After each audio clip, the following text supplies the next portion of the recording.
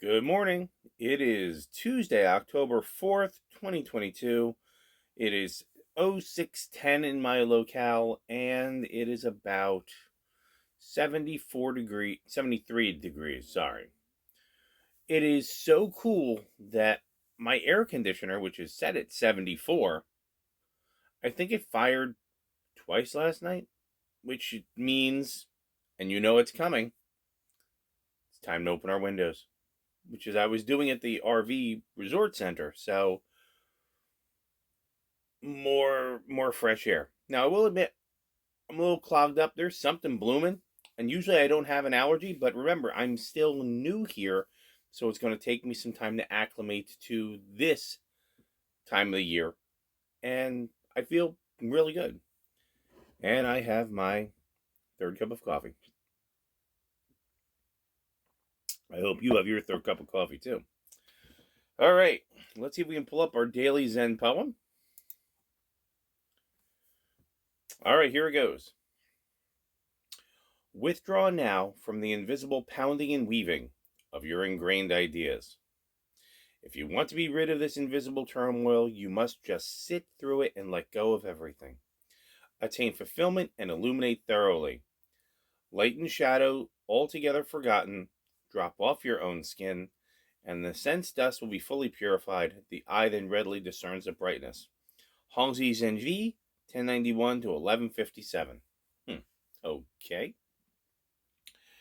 So, has absolutely nothing I wanted to say about this morning, but sometimes that's the way it goes. So let's move over to our daily room poll and see what we got.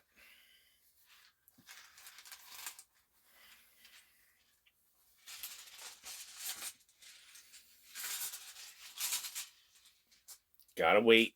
For those of you who are practitioners of this, you wait for the sticky when the sticky.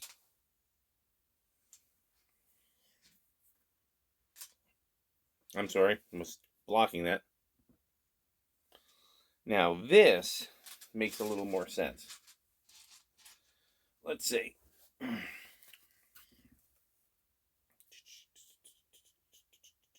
92. 92. Here it is. Attila. Separation, retreat, inheritance. Now is a time of separating paths. Old skins must be shed, outmoded relationships discarded. When this rune appears in a spread, a peeling away is called for. It is included in the cycle of initiation.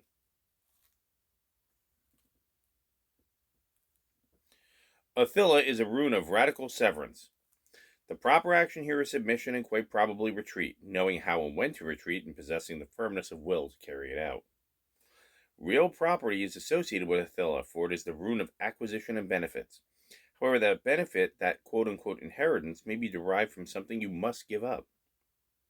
Such a surrender can be particularly difficult, from which you are called upon to abandon as an aspect of your behavior or some part of your cultural inheritance. For then you must look closely at what, until now, you have proudly claimed as your birthright.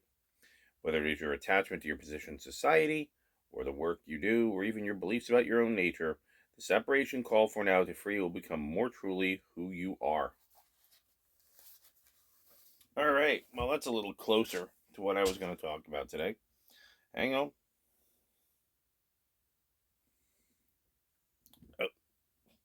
Oh, I love you. Yeah. I will rub. Hey, come here. I didn't mean to wake you. I was rubbing your belly. I think I startled him. Yeah, snort. This is your obligatory case overview. Who's getting ready to have breakfast at 7 because I have to be to work at 8. So, all right. Can I have gizzard? I love you. I didn't mean to startle you. I am very sorry. All right. So, I didn't really have a message of today. Yesterday, my work was, I got to work 8 o'clock. We're still doing cleanup. We're not really going to be open until the 10th. So, the cleanup we're doing is there's still a lot of mud and silt, and they were cleaning the eco tents. They sent me to not run a shovel. They sent me and our property attendant to employee housing because we have more people coming in, right? So what I did there was pretty much housekeeping. And, when somebody goes, oh, well, maybe they want you with the other kids and shovel it. Nope. They wanted it perfect. And they know they can trust me with the houseboat, so they wanted it perfect. And they got it. So I worked with another person a lovely lady, from Jim Thorpe, PA. So she's from my end of the world. And that was fine. Had some lunch, and then they turned me loose with another person. Now I'm in charge. If that doesn't scare you to the core. Another guy grabbed a dock hand, and we were pressure washing the hull of our boats before they go back in the water. And so we got that done. It went back, and suddenly the day's over. My boss is appreciative. He said, I wish you were not a naturalist. I would make you the assistant marina manager. I'm like, you already hired one of those. Who knows what will happen in the future. What else did I have? Oh, I got back here. The two people that I met over at the RV resort, they're here now. And then suddenly, magically, there's somebody next door to me. I got home. I was like, whoa. Carrie Ellen has company. All right. Nice couple. They have I thought it was a Dolphin. I was wrong.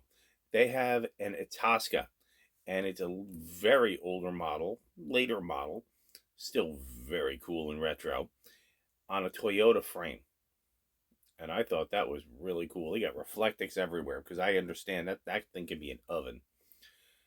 Talked to the guy. He's nice. I did not meet his fiance. Apparently, they've been traveling for about 6 years. Something I'm noticing a little bit more, which is there seems to be a whole lot of people just traveling around for work. Oh, I'm just here for the work, and then I'm going to go over here, and I'm going to work, and I'm going to go over here, and I'm going to work.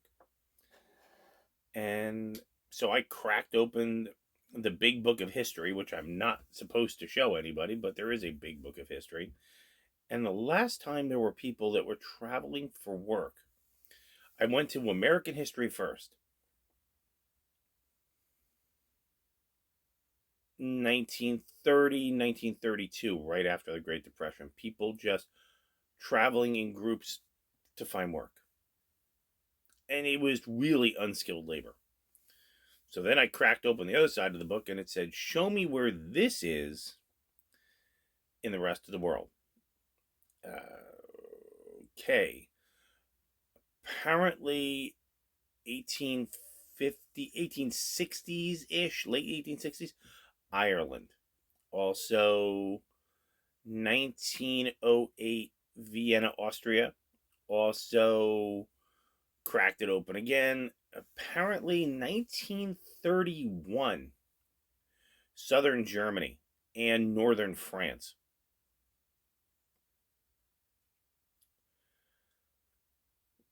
Those of you who are not learning from history are doomed to repeat it, and those of you who are not learning from history properly are just doomed. That's all I can say. So we're paying attention. Today's plan. I'm going to work. What am I going to do? I don't know. Got to be there at 8. They'll give me something to do. Trust me, they'll find something. But, we have some, our business manager and her husband are leaving for their daughter's getting married. Congratulations to them. And so I'm sure there's going to be a little bit of extra stuff they're going to just turn me loose on to do. My ops manager last night, I forgot to tell you, the general manager bought people pizza and wings. You remember what we talked about before? You can't buy loyalty with pizza, but you can stuff your belly and then keep moving on. So I was told, Carl, get over here, have some pizza with the rest of the crew. got myself over, had 2 slices, talked to everybody, made sure we got some connections. I'm starting to look around. We're starting to have more people, and I'm starting to see the cliques kind of form again. It's a very normal human way of interaction. Now that the weather is nicer, the guy down from me, he has a fire pit now, and so now people are collecting around that, and there is something nice to be said about being around the fire. It really is nice, because at least when you have a fire, the mosquitoes are down, so that's good. However, we have to be always vigilant and on guard, and remember, we exist on ourselves.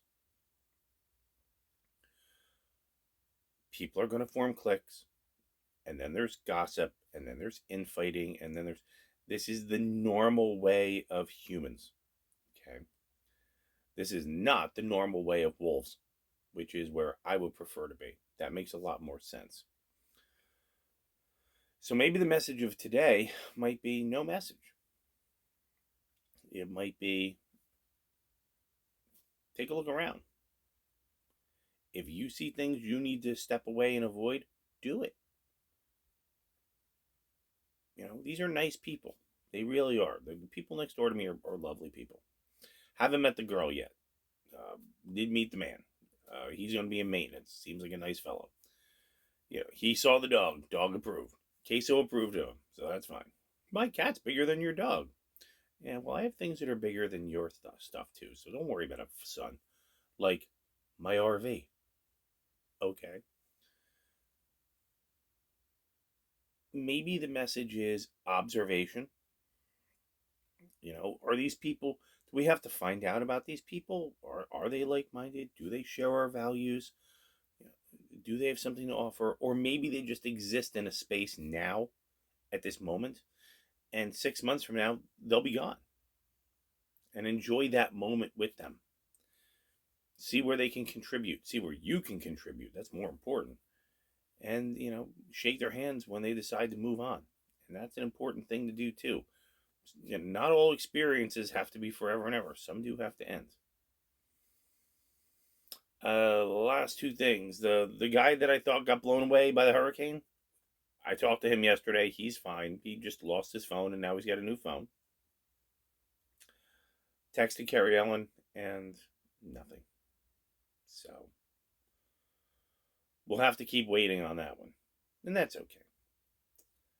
Other than that, let's see, 6:22. I'm getting in the shower, feeding Queso, and getting ready for the walk to work. And I did see the big crocodile yesterday, the 16-footer. He was hanging out on the boat ramp, so that was kind of fun for me. Please, do something today, even if the do something is just observe. See what's going on around you. And then maybe tonight, after all your observations, just get a cup of coffee or tea, sit down, turn nothing on, and make a decision and say, okay, this is what I'm observing. What are my forward actions going to be today? But maybe today is a day of observation, maybe introspection, maybe something you have to fix in here or in here. We can all be our better selves if we look outwards and we find the hazards, and we look inward and we find the dangers. And then we, like mature adults, manage those, come up with positive actions, and then step forward through them. Remember, if an action doesn't work out, it's okay. You can stop. You can say, at that moment, I need to determine another action, and you can move forward again. Okay? Let today be the day of observation and introspection and contemplation and then action. See you tomorrow.